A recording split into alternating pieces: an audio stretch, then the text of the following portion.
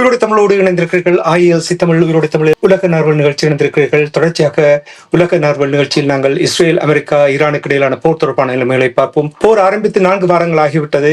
இந்த நிலையில் தொடர் தாக்குதல்கள் நடைபெற்றுக் கொண்டிருக்கின்றது. அரசு அவர்கள் இங்கே இணைந்திருக்கின்றார். வணக்கம் அரசு அவர்களே. வணக்கம் தராஜானி. அனைத்துலக ஊர் தமிழ் உறவுகளுக்கு அன்பு கலந்த வணக்கம். தாக்குதல்கள் ஆரம்பித்து 4 வாரங்கள் ஆகிவிட்டது. முதலில் எங்களுடைய உறவுகளுக்கு எங்கெங்கே என்ன தாக்குதல்கள் நடைபெற்ற என்ற கள நிலையை கூறுவீர்களா? கள நிலைமை தொடர்ச்சியாக ஞாயிற்றுக்கிழமை மிகவும் உக்கிரமாக இருந்தது. உங்களுக்கு தெரியும், நேற்று நாங்கள் பேசியிருந்தோம். இஸ்ரேல் ரசாயன தொழிற்சாலை தாக்கப்பட்டதாக, இஸ்ரேல் பவர் ஸ்டேஷன், எரிபொருள் நிலையங்கள், மின்சக்தி நிலையங்கள் தாக்கப்பட்டதாக. இன்றும் இஸ்ரேல் ஹைஃபா எரிபொருள் சுத்திகரிப்பு நிலையம் தாக்கப்பட்டிருந்தது ஏவுகணை மூலம். அது தீப்பற்றி எரிந்ததை பார்க்கக்கூடியதாக இருந்தது. அதே சமயம் நீங்கள் பார்த்தீர்கள் சொன்னால், துபாய் பகுதி மீது துபாயின் விமான நிலையம் தாக்கப்பட்டது. வெடிப்பதற்கு கேட்டதாகவும் அங்கு விமானங்கள் இறங்க முடியாத நிலையில் திரும்பியதாகவும் கூறப்படுகின்றது. குவைத்தின் பவர் ஸ்டேஷனையும் அவர்களின் எரிசக்தி நிலையத்தையும் ஈரான் தாக்கியிருந்தது. இதற்கு ஈரான் பவர் சக்தி நிலையம், அதாவது வடக்கு ஈரானில் இருக்கின்ற பவர் சக்தி நிலையத்தை, எரிசக்தி நிலையத்தை தாக்கியிருந்தது இஸ்ரேல். அதில் பல பகுதிகளுக்கு மின்சாரம் துண்டிக்கப்பட்டிருந்தது. அதற்கு பதிலடியாக குவைத்தின் எரிசக்தி நிலையத்தையும் அதே சமயம் குவைத்தின் டீசலினேஷன் பிளான்ட் என்று சொல்ற குடிநீர் உற்பத்தி நிலையத்தையும் தாக்கியிருந்தது. அந்த குடிநீர் உற்பத்தி நிலையம் கிட்டத்தட்ட 1.3 மில்லியன் கலன்களை ஒரு நாளைக்கு உற்பத்தி செய்யக்கூடியது. அதே போல 2400 மெகாவாட் மின்சாரத்தை உற்பத்தி செய்கின்ற அந்த மின் நிலையமும் தாக்கப்பட்டிருந்தது. அதில் ஒருவர் கொல்லப்பட்டதாகவும் பலர் காயமடைந்ததாகவும் கூறப்பட்டிருந்தது. குவைத்தை பொறுத்தவரையில் அது ஒரு மிகப்பெரிய ஒரு தாக்குதலாக குவைத்துக்கு இருந்தது. அதே சமயம் ஈரான் உங்களுக்கு தெரியும், கடந்த சில நாட்களுக்கு முன்னால் இஸ்ரேல் கூறியிருந்தது, ஈரான் கடற்படை தளபதியான IRGC என்ற கடற்படை தளபதி அலிரெசா டங்ஸ்ரி என்றவர் கொல்லப்பட்டதாக இப்போது ஈரான் கூறியிருக்கிறது. அவர் காயமடைந்து பின்னர் காயத்தினால் இறந்திருப்பதாக ஈரான் தெரிவித்திருக்கின்றது. அதே நேரம் கடந்த 24 மணி நேரத்தில் இஸ்ரேலில் கிட்டத்தட்ட 234 பேர் காயமடைந்திருக்கிறார்கள். பெருமளவானவர்கள் வைத்தியசாலையில் அனுமதிக்கப்பட்டிருப்பதாக கூறுகிறார்கள். மொத்தமாக 6000க்கும் மேற்பட்டவர்கள் இதுவரையில் காயமடைந்திருக்கிறார்கள். இஸ்ரேல் காசா பகுதி மீதும் தாக்குதல் நடத்தி இருக்கின்றது. கிட்டத்தட்ட 3 பேர் கொல்லப்பட்டிருக்கிறார்கள். உங்களுக்கு தெரியும், காசா பகுதியில் போர் நிறுத்தம் இடம்பெற்றுக் கொண்டிருக்கின்றது. போர் நிறுத்தத்தில் இருக்கின்ற பகுதி தாக்கப்பட்டிருக்கிறது. 3 பலஸ்தீனர்கள் கொல்லப்பட்டதாக கூறப்படுகின்றது. அதே நேரம் இஸ்ரேலின் மீது இஸ்ரேல் படையினருடன் ஹஸ்புல்லாக்கள் மேற்கொண்ட தாக்குதல், கிட்டத்தட்ட 74 ஆபரேஷன்கள் மேற்கொள்ளப்பட்டதாக ஹிஸ்புல்லாக்கள் கூறியிருக்கிறார்கள். இது கடந்த 24 மணி நேரத்தில் 6 பேர் தங்களில் காயமடைந்ததாக இஸ்ரேல் கூறியிருக்கின்றது. பிறகு காயமடைந்தவர்கள் ஒரு இராணுவ சிப்பாய் கொல்லப்பட்டதாக கூறியிருக்கிறார்கள்.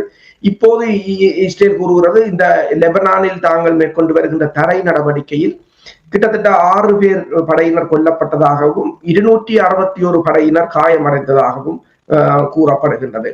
அதே சமயம் நீங்கள் பார்த்தீர்கள் என்று சொன்னால், இந்த இஸ்ரேலில் இருக்கின்ற குடியேற்றவாசிகள், மேற்கு கரையில் இருக்கிற குடியேற்றவாசிகள் அங்கிருக்கிற பலஸ்தீன மக்களை தாக்கியதாகவும் செய்திகள் வெளிவந்து கொண்டிருக்கின்றன. அதாவது இந்த ஈரானின் தாக்குதலால் விரக்தி அடைந்தவர்கள் பலஸ்தீனிய அப்பாவி மக்கள் மீது பெட்ரோல் குண்டுகளை வீசி தாக்குதல் நடத்தியதாக கூறப்படுகிறது. அதே சமயம் ஈராக்கின் எதிர்ப்பு படையினர் பக்தாத் வான்படை தளம் மீது, விமான நிலையம் மீது, அனைத்துலக விமான நிலையம் மீது கடுமையான தாக்குதலை மேற்கொண்டிருக்கிறார்கள். அதில் A-32B special forces transport plane என்று சொல்கிறது. ஈராக்கின் சிறப்பு படையினரை கொண்டு செல்லும் விமானம் ஒன்று கடுமையாக சேதமடைந்திருக்கின்றது. முதலில் வந்த தகவல்களின் அடிப்படையில் இது A-32B என்றது இந்த ஏர்பஸ், ஐரோப்பிய ஒன்றியத்தின் Airbus A320, Sri Lankan airlines A320 தான்.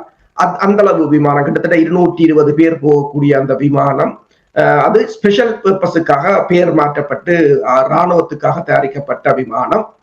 அது சேதமடைந்ததாக கூறப்பட்டிருந்தது. ஆனால் பிந்தைய தகவல்கள் ஆண்டனோவ் 32B என்ற விமானம் தான் அதில் சேதப்பட்டதாக படங்கள் வெளியாகி இருக்கின்றன. ஆனால் 2 விமானங்களும் சேதமா என்றது தெரியவில்லை. ஆனால் ஆண்டனோவின் சேதமான படங்களை பார்க்கும்போது விமானம் கடுமையாக சேதமடைந்திருக்கின்றது. அதே போல நீங்கள் பார்த்தீர்கள் சொன்னால் தொடர்ச்சியாக பஹ்ரைன்ல இருக்கலாம், அல்லது கட்டாராக இருக்கலாம், அல்லது சவுதி அரேபியாவாக இருக்கலாம், யுஏஇயாக இருக்கலாம், ஜோர்டானாக இருக்கலாம், எல்லா இடங்களிலும் இருக்கின்ற அமெரிக்காவின் படைத்தளங்கள் தாக்கப்பட்டிருக்கின்றன. அதே போல ஆடம்பர விடுதிகளும் தாக்கப்பட்டிருக்கின்றன. நாங்கள் கதைப்பதற்கு சில மணி நேரத்துக்கு முதல் துருக்கியை நோக்கி 4வது ஏவுகணை ஏவப்பட்டிருக்கின்றது. மத்திய தரை கடலில் நின்ற அமெரிக்காவின் கடற்படை கப்பல் வந்து அந்த ஏவுகணையை தனது SAM 3 அல்லது SAM 6 ஏவுகணையால் சுட்டு வீழ்த்தியதாக கூறப்படுகின்றது. அதாவது இந்த போரை பொறுத்தவரையில் இன்று 31வது நாளும் அதே வீரியத்துடன் போர் நகர்ந்து கொண்டிருக்கின்றது. உண்மைதான், நீங்கள் கூறுவது போல் களத்தில் எந்த விதமான மாற்றமும் இல்லை என்றது அவதானிக்கக்கூடியதாக இருக்கின்றது. கேள்வி என்னவென்றால், உங்களுக்கு தெரியும், டொனால்ட் ட்ரம்ப் அவர்கள் பேச்சுவார்த்தைக்கு வரவில்லை என்று சொன்னால் ஈரானுடைய மின் உற்பத்தி நிலையங்கள் மீது தாக்குதல் நடத்துவோம் என்று எச்சரித்திருந்தார். அதற்கு காலக்கெடு கொடுத்திருந்தார். இறுதியாக கொடுத்த காலக்கெடு 10 நாட்கள் என்றார். ஆனால் இப்பொழுது வருகின்ற செய்திகளை பார்க்கும் பொழுது உடனடியாக ஒப்பந்தத்துக்கு வரவில்லை என்றால் ஈரானுடைய மின் உற்பத்தி நிலையங்கள் மீது எண்ணெய் கிணறுகள் முற்றிலும் அழித்து விடுவேன் என்று மீண்டும் இன்னொரு எச்சரிக்கை விடுத்திருக்கின்றார். இது தொடர்பாக என்ன அவதானித்தீர்கள்? பலரும் என்ன கூறுகிறார்கள் என்று சொன்னால், அமெரிக்கா வந்து இந்த போரில் தான் எவ்வாறு வெளியேறுவது என்று தெரியாமல் தத்தளித்துக் கொண்டிருப்பதாகத்தான் கூறுகிறார்கள். ட்ரம்பின் ஒவ்வொரு வருகின்ற அறிக்கைகளும் அவ்வாறான அறிக்கைகளாகத்தான் இருக்கின்றன. நீங்கள் கூறியது போலதான் இப்போ அவர் ட்ரூத் சோஷலில் போட்டிருக்கின்றார். இந்த போரை உடனடியாக தாங்கள் பேச்சுவார்த்தைகளை நடத்தி கொண்டிருப்பதாகவும், அந்த பேச்சுவார்த்தையில் ஒரு டீலை உடனடியாக ஈரான் எட்ட வேண்டும் என்று சொல்லியும், இல்லை என்று சொன்னால் எட்டாது விட்டால் காக் தீவுகளில் இருக்கின்ற குடிநீர் வசதிகள், மின்சாரங்கள், எரிபொருள் உற்பத்தி நிலையங்கள் எல்லாவற்றையும் முற்றாக தகர்த்தளித்து விடுவோம் என்று கூறியிருக்கின்றார். ஒரு நாட்டின் அதிபர் இன்னொரு நாட்டின் குடிமக்கள் 90 மில்லியன் குடிமக்களின் அடிப்படை தேவைகளை அளிப்பேன் என்று சொல்லும் போது ஐக்கிய நாடுகள் சபையோ இந்த நாடுகளோ எல்லோரும் அமைதியாக இருப்பது வந்து இவ்வளவு சிலர் கூறுகிறார்கள், இது ஒரு அணு ஆயுத போருக்கு இந்த நாட்டின் தலைவர் இந்த உலகத்தை இட்டு செல்கிறார் என்று கூட சிலர் கூறுகிறார்கள். என்று சொன்னால் பகிரங்கமாக சொல்கிறார், பொதுமக்களுக்கான குடிநீரையும், பொதுமக்களுக்கான மின்சாரத்தையும், பொதுமக்களுக்கான அடிப்படை வசதிகளையும் தகர்த்தளிப்போம், அதுவும் கொஞ்சம் பேர் இல்லை, 90 மில்லியன் மக்களை கொல்வேன் என்று கூறியிருக்கின்றார் என்றால் அது ஒரு என்னென்றால் போரின் இயலாமையின் ஒரு வெளிப்பாடாக பார்க்கலாம். இது உண்மையில் போர் மரபு என்றால் என்ன, போர் தந்திரம் என்றால் என்ன என்றது கூட இப்போது எல்லா உலகத்துக்கே வெட்ட வெளிச்சமாக தெரியக்கூடியதாகத்தான் இருக்கின்றது. நீங்க பாத்தீங்கன்னு சொன்னால் ஈரான் தாக்குகிறது தான், இப்ப மின் உற்பத்தி நிலையங்களை தாக்குகிறது, குடிநீர் வசதிகளை தாக்குகிறது, ஷாப்பிங் காம்ப்ளெக்ஸ்ல விமான நிலையங்களை தாக்குகிறது. ஆனால் ஈரான் ஏன் தாக்குகிறது? இவர்கள் தாக்கிய பிற்பாடுதான் ஈரான் தாக்குகிறது. பதிலுக்கு பதிலாகத்தான் ஈரான் கொடுத்து கொண்டிருக்கிறதே தவிர ஈரான் இதற்கு முதல் தாக்கவில்லை. எனவே எல்லோரும் கூறுவது போல ஹார்முஸ் நீரிணையை பொருளாதார பயங்கரவாதம் என்று ஹார்முஸ் நீரிணையை மூடியது. 40 வருடமாக ஈரான் மீதோ அல்லது கியூபா மீதோ போடப்பட்ட பொருளாதார தடை கூட பொருளாதார பயங்கரவாதம் தான். அதை யாரும் பேசாமல் விட்டதுதான் இப்ப இந்த நிலைக்கு வந்திருக்கின்றது. அப்ப எல்லாம் ஹார்முஸ் நீரிணை முதல் திறந்துதான் இருந்தது. அவர்கள் தங்கள் நாட்டின் பாதுகாப்புக்கு அச்சுறுத்தல் என்று கூறுகிறார்கள், அதை திறந்து வைத்திருப்பது இந்த கப்பல்கள் போவது என்று. அப்ப இப்ப அவர் டொனால்ட் ட்ரம்ப் வந்து சேனல் 14 என்ற இஸ்ரேலின் ஊடகத்துக்கு செய்தி செவ்வி ஒன்றை கொடுத்திருக்கின்றார். அது கூறியிருக்கின்றார், ஹார்முஸ் வந்து நீரிணையில் தங்கள் நிலைகளை பலப்படுத்தி கொண்டிருப்பதாகவும், ஈரான் வந்து பேச்சுவார்த்தைக்கு தங்களை வரும்பாடு அல்லது டீலுக்கு வருமாறு தங்களை கெஞ்சுவதாகவும் பெக் பண்ணுவதாகவும் கூறியிருக்கின்றார். ஈரான் கூறுகிறது அமெரிக்கா தங்களிடம் பேச்சுவார்த்தைக்கு வருமாறு பெக் பண்ணுகிறது என்று. யார்கிட்ட பிச்சை எடுக்கிறது? 2 பேர் தரப்பும் அப்படித்தான் சொல்கிறது. ஈரான் வெளிவார அமைச்சர் கூறியிருக்கின்றார், நாங்கள் பாகிஸ்தான்ல இடம்பெற்ற பேச்சுவார்த்தை தொடர்பாக பேசும்போது அவர் கூறியிருக்கின்றார், பேசி இருக்கிறார்கள், ஆனால் அது நாங்கள் பங்கு பெற்றவில்லை, நாங்கள் இப்போதைக்கு அதை பற்றி யோசிக்கவும் இல்லை, நாங்கள் கேட்கவும் இல்லை என்று அவர் கூறுகிறார். ஆனால் ட்ரம்பின் ஒரு இன்டர்வியூலை பார்த்தால் மறுபலமாகத்தான் இருக்கின்றது.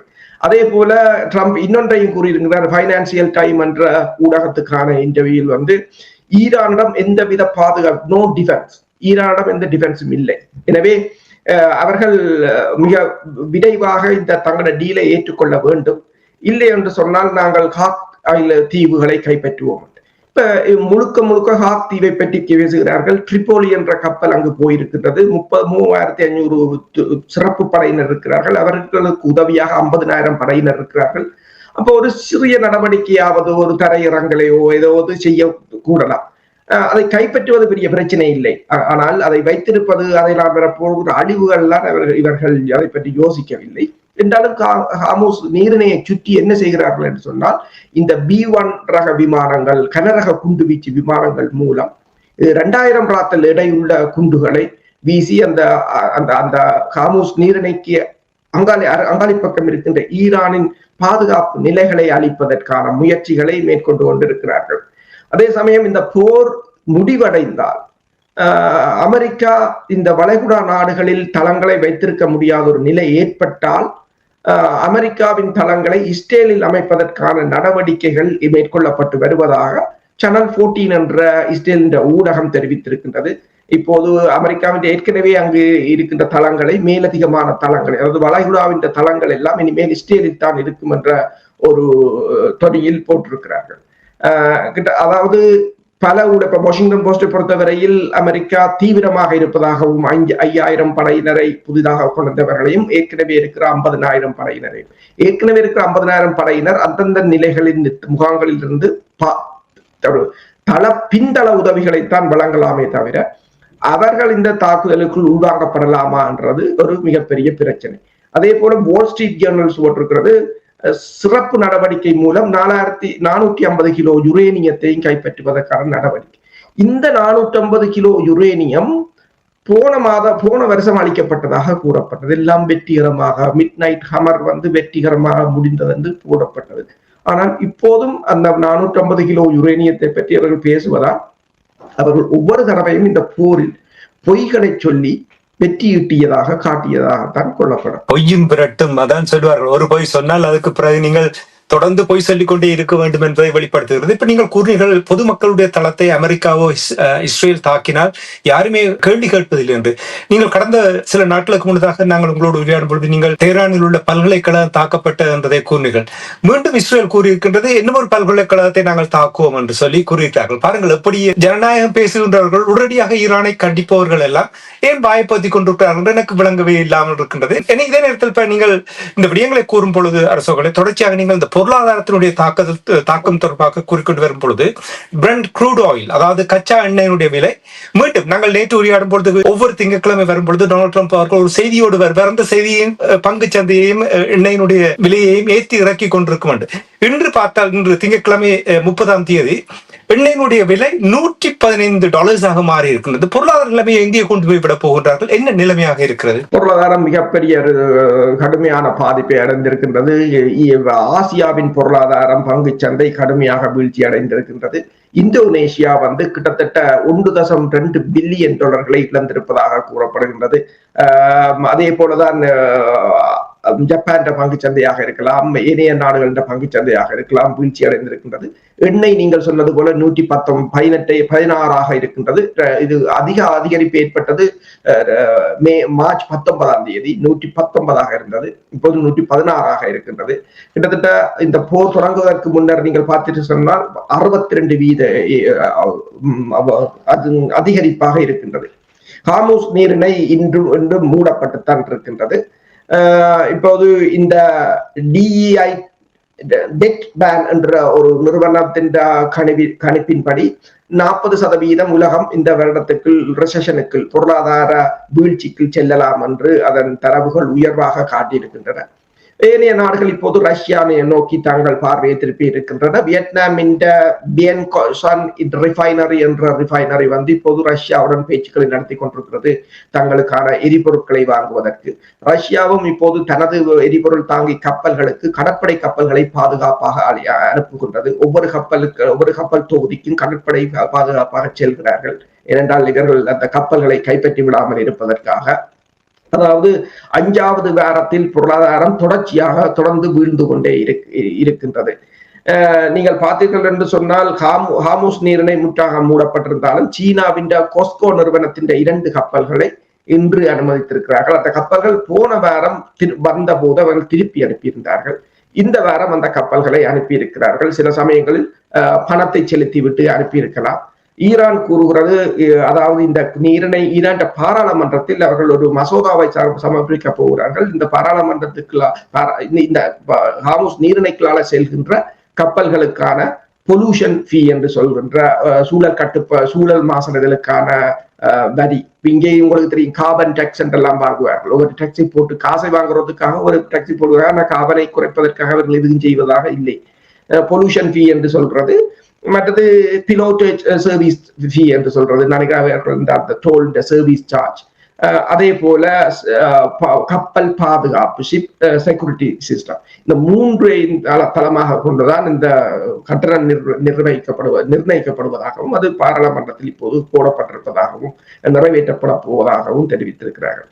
ஒயிலை பொறுத்தவரையில் இவர்கள் இப்போது உண்மையில் இந்த ஒயில் விலை இப்போது எவ்வளவு இருக்க வேண்டும் என்று சொன்னால் கிட்டத்தட்ட 150 இருக்க வேண்டும். ஆனால் இதை ஏன் இவ்வாறு குறைத்து வைத்திருக்கிறார் என்று சொன்னால், உலக எரிபொருள் நிறுவனம் இன்டர்நேஷனல் எனர்ஜி ஆர்கனைசேஷன் அது 400 மில்லியன் பேரல்களை வெளியிட்டிருக்கிறது. இந்த உலக சந்தைக்கு பாய்ச்சி இருக்கிறது. உலக சந்தைக்கு, அதாவது ரிசர்வ்ல இருந்து கொண்டு வந்திருக்கின்றது. ஹார்முஸ் நீரிணைக்கினால ஒரு நாளைக்கு 20 மில்லியன் பேரல்கள் வாரது. அப்ப இது 400 மில்லியன் என்று சொன்னால் கிட்டத்தட்ட 20 நாளைக்குரிய எண்ணெயை அவர்கள் ஏற்கனவே வெளியிட்டிருக்கிறார்கள். ரிசர்வ்ல இருந்து எடுத்திருக்கிறார்கள். வெவ்வேறு நாடுகளும் எடுத்திருக்கிறார். அந்த எண்ணெய் தான் இப்போது இந்த எண்ணெயின் விலையை ஓரளவு குறைத்து வைத்திருக்கின்றது. ஆனால் இது உலக வரலாற்றிலே இதுதான் முதல் தடவை இப்படி எடுத்திருக்கிறார்கள். இது இன்னும் ஒரு 5 நாள் 10 நாள் போனால் அது முடிந்துவிடும் என்று கூறுகிறார்கள். அதுக்கு பிறகு என்ன செய்ய வேண்டும் என்ற தொடர்பாக யாரிடமும் எந்த ஒரு திட்டமும் இல்லை. நீங்கள் ஹார்முஸ் நீரிணை தொடர்பாக கூறும் பொழுது வளமையாக 140க்கும் மேற்பட்ட கப்பல்கள் அங்கே பயணிக்கும் என்று சொல்வார்கள். இது இப்பொழுதெல்லாம் 3 கப்பல் அல்லது 4 கப்பல்கள் பயணிப்பதாக கூறுவார்கள். அப்படி என்றால் அதனுடைய தாக்கம் எவ்வாறு இருக்கும் என்பதை நீங்கள் இதற்கு முன்னர் கூறியதும் எனக்கு ஞாபகம் இருக்கிறது. சுருக்கமாக இந்த ஹார்முஸ் நீரிணை தொடர்பாக நீங்கள் கூறும் பொழுது அதிகமாக இப்ப தரவழி தாக்குதல், அதாவது ஹாத் தீவை அடிப்பதற்கான வாய்ப்புகள் அதிகமாக இருப்பது போல் இருக்கின்றது என்று கூறுகிறார்கள். இதுல எவ்வளவு உண்மை இருக்கிறது என்று சொன்னால், அமெரிக்காவும் இந்த போரை தாங்கள் இழந்து விடுவோம் என்ற ஒரு டெஸ்பரேட்டான சிச்சுவேஷன்ல இருப்பதாக கூறப்படுகின்றது. அதே சமயம் ஐரோப்பாவும் இந்த உக்ரைன் போரை இழந்து போவதாக ஒரு மனவிரக்தியான நிலையில் இருப்பதாக, 2 தரப்பும் மனவிரக்தியான நிலையில் இருப்பதாக கூறப்படுகின்றது. ட்ரம்ப் அதாவது கடுமையான பிரச்சாரத்தையும் அழுத்தத்தையும் மேற்கொண்டு கொண்டு வருகிறார். அதாவது இந்த தாக்குவேன், அதை அழிப்பேன் என்று சொல்லி.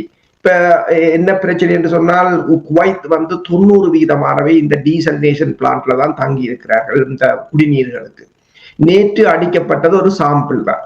இன்றைக்கும் அவர்கள் ஹைஃபா ரிஃபைனரியை அடித்திருக்கிறார்கள். யுஏஇ ஃபலூஜா பகுதியில் இருக்கின்ற ரிஃபைனரியை இன்று தாக்கி இருக்கிறார்கள், பைப் லைனை. அதாவது இப்ப உங்களுக்கு தெரியும், இதுல ஹார்முஸ்களால 20% தான் போகிறது, 80% வெவ்வேறு இடங்களால போகிறது. அதில் இந்த யுஏஇ பகுதியும் இருக்கலாம், செங்கடல் இருக்கலாம், இப்படி கணக்கு இருக்குது. ஆனா அதிலும் பெருமளவானவை ஈரான் ஏவுகணை வீச்சுக்கள் தான் இருக்கின்றன. அப்ப அது இப்ப ஹார்முஸ்களால் போகாத அடுத்த எண்ணெயையும் பாதிக்கும். 2 கடுமையாக சேதமடைந்திருப்பதாக கூறப்படுகின்றது. அப்ப ஈரானால் மத்திய தரை கடல் வரையிலும், இப்ப துருக்கிக்கு ஏவுகணை போதுன்னா மத்திய தரை கடல் வரையிலும் ஈரானால் தாக்குதலை மேற்கொள்ள முடியும். ஈரான் ஏவுகணைகளை இவர்களால் தடுக்க முடியவில்லை. அது இன்றும் தெரிகிறது தெளிவாகும். அடுத்ததாக இவர்கள் கூறுகிறார்கள் 2000 ராத்தல் எடை கொண்ட குண்டுகளை B-52 மூலம் வீசுகிறார்கள். ஈரான் பலஸ்டைன் 2 என்ற ஏவுகணை கொண்டு போகிற போஹெட்டும் 2500 ராத்தல், கிட்டத்தட்ட 1200 கிலோ, 1100 750 இருந்து 1100 1200 வரையும் சுமக்கும். அது தூரத்தை பொறுத்து அவங்க லோட்டை கூட்டுவாங்க. கிட்ட அடிக்கணும் என்று சொன்னால் கன லோடை கொண்டு போகலாம், தூரம் என்று சொன்னால் 750 கிலோவை போடலாம். இவர்கள விமானம் எந்த அளவு குண்டை வீசுதோ அந்த அளவு குண்டை வீசக்கூடிய வல்லமையில் அவர்கள் இருக்கிறார்கள். இப்போ இந்த படைத்துறை ஆய்வுகளின்படி பார்த்தீர்கள் என்று சொன்னால் அவைகள் இந்த ஏவுகணை வந்து ஜிக்ஸாக் என்ற பாதையில் பயணிக்குது என்று சொல்லி அதை தடுப்பதற்கு இவர்கள அரோ ஏவுகணையாக இருக்கலாம், அல்லது டேவிட் ஸ்லிங்காக இருக்கலாம், அல்லது அயன்டோமாக இருக்கலாம், பெட்ரியாட்டோ தாட்டோ, அதை தடுப்பதற்கான பொறிமுறையை இவர்கள் உருவாக்கவில்லை என்று கூறப்படுகிறது. இப்ப நீங்கள் கேட்டது போல இந்த ஹார்மோஸ் நீரிணை தீவுகள் மீதான படையெடுப்புன்றது ஈரானிலிருந்து கிட்டத்தட்ட ஈரான் ஆர்ட்லரி ரேஞ்சுக்குள்ள இருக்கிறார்கள். இப்ப ஆர்ட்லரி ரேஞ்சுக்குள்ள இருக்கிறார்கள் சொன்னா அதுக்கு ஏவுகணை கூட தேவையில்லை என்று சொல்லும் போது இன்னும் ஈரான் பலத்தை அழிக்கவும் இல்லை. ஹாக் தீவு சினாரியாவை உங்கள்ட்ட கேட்கிறேன். ஹாக் தீவு தாக்கப்பட்டால் இந்த போர் முடிவு வந்து விடும் என்று நம்புறீங்களா? போர் முடிவுக்கு வராது. போர் மேலும் ஒரு மிகப்பெரிய டிசாஸ்டர் என்று சொல்லுவாங்க, பேரழிவு என்று சொல்லுவாங்க. அந்த பேரழிவுக்குள் போகும் என்று சொன்னால் ஈரானிடம் இருக்கின்ற ஆளில்லாத தாக்குதல் விமானங்கள் ஏவுகணைகள் மூலம் அத்தனை இப்ப காத்தீவை அடிப்பதுன்றது என்ன? ட்ரம்ப் கூறின அவ்வளவுதான். குடிநீரை நிறுத்துவது, மக்களுக்கான மின்சாரத்தை நிறுத்துவது, மக்களுக்கான எரிவாயுவை நிறுத்துவது, எல்லாவற்றையும் நிறுத்துவது, எரிபொருளை நிறுத்துவது, அதாவது மக்களின் உயிர் நாடி அவர்களின் வாழ்க்கை தேவைக்கு எல்லாத்தையும் நிறுத்துவது. ஈரான் மக்களுக்கு அது பழகி போனது ஒன்று. இன்றைக்கு 31 நாள் இன்டர்நெட் இல்லை. உலகத்தில் நாங்கள் இருப்போமா? 31 நாள் இன்டர்நெட் இல்லாம, இன்டர்நெட் ஒரு வசதி ஜீரோ, இன்டர்நெட் இல்லாமல் எங்களால் இருக்க முடியுமா? சவுதி அரேபியாவில் இருக்க முடியாது. சரி, கேபிள் போகிறது, ரெட் சீக்களால கேபிள் போகிறது, ஃபைபர் ஆப்டிக் கேபிள் கட் பண்ணினால் ஒரு பணப்பரிமாற்றம் ஒன்றும் இருக்காது. வளைகுடா நாடுகளுக்கு 17% உலக நாடுகள் கேபிள் அதுக்குள்ளாலதான் போகுது. அதை திருத்துவதும் முடியாத காரியமாகத்தான் இருக்கு. அது பெரிய ஆழத்துல இல்லை, 200-300 அடிக்குள்ளதான் இருக்கிறது. சாதாரண ஒரு குட்டி சப்மரைன்ல போய் வெட்டிட்டு வரலாம் என்று சொல்லுவார்கள். அடுத்ததாக நீங்கள் பார்த்துக்கலாம், ஈரான் ஒரு 60-70% தான் டீசலினேஷன் பிளான்ட்ல தாங்கி இருக்கிறது. ஆனால் மற்ற நாடுகள் 90%-80% தாங்கி இருக்கிறார்கள். குவைத்தாக இருக்கலாம், பஹ்ரைனாக இருக்கலாம், சவுதி அரேபியா. அப்ப இது தாக்கலாம், இவர்களால் தடுக்க முடியவில்லை என்றது தெரிகிறது. அப்ப இது உண்மையில் காக் ஐலண்டை பிடிப்பது பெரிய பிரச்சனை இல்லை. அங்க ஒரு 200-300 ஈரானிய படையினர் தான் இருக்கிறார்கள். அவர்கள் வந்து அந்த இன்ஃப்ராஸ்ட்ரக்சருக்கு காவலுக்கு இருக்கிறார்களே தவிர அங்கு பெரிய தளம் இல்லை, தளத்தை வைத்திருக்கவும் இல்லை, அவர்கள் விரும்பவில்லை. ஏனென்று சொன்னால் அதை அவர்களால் தங்களுக்கு பிரதான நிலப்பகுதியிலிருந்து பாதுகாக்கப்படக்கூடிய ஒரு தீவு. அப்ப அவர்களுக்கு அந்த தளம் தேவையில்லை. அப்ப பிடிக்கலாம், 3000 பேர் இறங்கலாம். ஆனா அடுத்தது என்ன? நாங்கள் முதலும் பேசியிருந்தோம், அடுத்தது என்னென்ற கேள்விக்கும் இவர்கள் ஒருவரிடமும் விடையில்லை. உண்மைதான். பேச்சுவார்த்தை தொடர்பாக பார்ப்பதற்கு முன்னதாக நாங்கள் நிகழ்ச்சியையும் கொண்டு வர வேண்டும். சுருக்கமாக, உங்களுக்கு தெரியும், இந்த போருக்குள் மற்ற நாடுகளை முனைத்து விட வேண்டும் என்று விரும்பும் பொழுது கூட பிரித்தானியா கூட தொடர்ச்சியாக கூறிக்கொண்டு வருது, இது எமது போர் அல்ல என்று மீண்டும் மீண்டும் வலியுறுத்தி கொண்டு வருது. ஆனால் ஸ்பெயினுடைய பிரதமர் மட்டும் மிகவும் தெளிவாக இருக்கிறார். டொனால்ட் ட்ரம்ப் அவர்கள் தொடுத்த போர், அதுக்கு முழு எதிர்ப்பையும் தெரிவித்துக் கொண்டிருக்கிறார்கள். அப்படி என்று சொன்னால் இந்த ஏனைய நாடுகள் போர் கொஞ்சம் விரிவடைந்தால் இணைவதற்கான வாய்ப்புகள் இருக்கிறதா அல்லது விலகி நிற்பார்களா? ஐரோப்பாவை நீங்கள் நம்ப முடியாது. அவர்கள் பார்த்து கொண்டிருக்கிறார்கள் எந்த பக்கம் வெல்லுதண்டு. ஈரான் கையோங்கினால் போக மாட்டார்கள். ஈரான் விழுகுதென்றால் களத்துக்கு குதிப்பார்கள். நாங்களும் வந்துட்டோம், நாங்களும் அடிச்சிட்டோம் என்று அதுக்குள்ள கிடக்கிறத தாங்களும் பிரிச்செடுக்கலாம் என்றது. இப்ப அதுக்கு பிறகு ஹார்முஸ்ல வரி போட்டார்னா, அது போட்டார்னா, இது போட்டார்னா அதுக்கு போகலாம் என்றது. அப்ப அப்படித்தான் பார்த்து கொண்டு இருக்கிறார்கள். அங்கேயும் இல்லை, இங்கேயும் இல்லாமத்தான் இருக்கிறார்கள். பிரித்தானியா இன்றைக்கு ஹேஸ்டாமர் கூறுகிறார், தான் ராணுவத்தை தங்களது படையினரை அனுப்ப போவதில்லை. ஆனால் அதே சமயம் ஹார்முஸை திறப்பதற்கு கப்பல் ஒன்றை அனுப்பி இருக்கிறதாக நாங்கள் நேற்று பேசியிருந்தோம். இந்த அவ்வாறான நிலையில் தான் இருக்கிறார்கள். இப்போ ஸ்பெயினை பொறுத்தவரையில் ஸ்பெயின் 2 அமெரிக்க தளங்களுக்கு மூடியது மட்டுமல்லாது அமெரிக்க தளங்களுக்கு இதை கொடுக்கவில்லை. இப்போ ஜெர்மன் ஆல்டர்னேட்டிவ் பார்ட்டியை சேர்ந்தவர்கள் கூறியிருக்கிறார்கள், ஸ்பெயின் அமெரிக்காவுக்கான தளத்தை கொடுக்காமல் அங்கு ஹார்முஸின் ஊடாக இந்த கப்பல்களை கொண்டு வருகிறது, ஏன் நாங்கள் ஜெர்மன் அப்படி செய்யக்கூடாது சொல்கிறார்கள். ஆனால் மறுபலமாக பார்த்தால் ஸ்பெயின் வந்து இப்ப 2 பெட்ரியாட் ஏவுகணைகளை உக்ரைனுக்கு கொடுத்திருக்கிறது. அப்ப ஏதோ ஒரு விதத்தில் அவர்கள் ஏதோ ஒரு போருக்குள் இருக்கிறார்கள் என்றும் போது ஐரோப்பாவையோ அமெரிக்காவையோ இஸ்ரேலையோ முழுமையாக நம்ப முடியாது. ஆனால் இந்த போர் ஈரான் கை ஓங்கியது. இப்ப நீங்கள் யோசிச்சு பாருங்க, இந்த போர் 28ஆம் தேதி பிப்ரவரி 28ஆம் தேதி தலகுலா மாறி இருந்தால் இப்ப என்ன வேற இருக்கும். இப்ப அந்த ஈரான் விழுந்திருந்தால், ஈரான் கவர்ந்திருந்தால் இப்ப எல்லோரும் அமெரிக்காவோட நின்று இருப்பார்கள் முழு பேரும். அன்று ஈரான் இந்த போரை மாற்றி அமைச்சதுதான் இப்ப எல்லோரும் போக பயப்படுகிறார். அதுதான் அவர்களுக்குரிய முக்கிய காரணம். இனி அரிதாக கிடக்கின்ற செய்தி என்னவென்று சொன்னால், போர் தொடங்கியதிலிருந்து 6000க்கும் மேற்பட்டோர் மருத்துவமனையில் அனுமதிக்கப்பட்டுள்ளார் என்று இஸ்ரேல் தெரிவித்திருக்கிறது. 6000 என்று சொன்னால் உங்களுக்கு தெரியும் தானே, எத்தனை பேர் வந்திருப்பார்கள், எத்தனை பேர் இன்னும் காயப்பட்டிருப்பார்கள் என்று தெரியும். சரி, பழமையாக நீங்கள் கலை நிலவ தொடர்பாக கூறுவீர்கள், பேச்சுவார்த்தை மேசை தொடர்பாக என்ன நிலைமை? பேச்சுவார்த்தை நேற்று இடம்பெற்றிருந்தது. அந்த பேச்சுவார்த்தையில் உடனடியான போர் நிறுத்தம் ஒன்று வேண்டும் என்றும், அதாவது இந்த 4 நாடுகள் நாங்கள் பேசியிருந்தோம், பாகிஸ்தான் இஸ்லாமாபாத்தில் கூடி கதைத்திருந்தார்கள், உடனடியாக போர் நிறுத்தம் வேண்டும் என்று சொல்லியும், மற்றது இந்த வாஷிங்டனுக்கும் தெஹ்ரானுக்கும் இடையிலான அந்த அமைதி முயற்சிகளில் எல்லா முஸ்லிம் நாடுகளும் ஒருங்கிணைந்த ஒரே குரலில் பேசுவதாகவும் அன்றைக்கு தீர்மானிக்கப்பட்டது. அவ்வளவுதான், அதுக்கு பிறகு ஒன்றும் இல்லை. இப்போது அதே சமயம் இந்த 4 நாடுகளின் வெளிவார அமைச்சர்கள் பாகிஸ்தான் பிரதமர் ஷெபாஸ் ஷெரீஃபையும் சந்தித்து பேசியதாக கூறப்படுகிறது. அதற்கு பிறகு ஐரோப்பிய ஒன்றியம் EU council president Antonio Costa Pakistan பிரதமர் ஷெபாஸ் ஷெரீஃபுடன் கலைத்திருக்கின்றார். தாங்கள் இந்த ஐரோப்பிய ஒன்றியம் 27 நாடுகளும் இந்த அமைதி முயற்சிக்கு முழு ஆதரவை தருவதாக கூறியிருக்கின்றார்.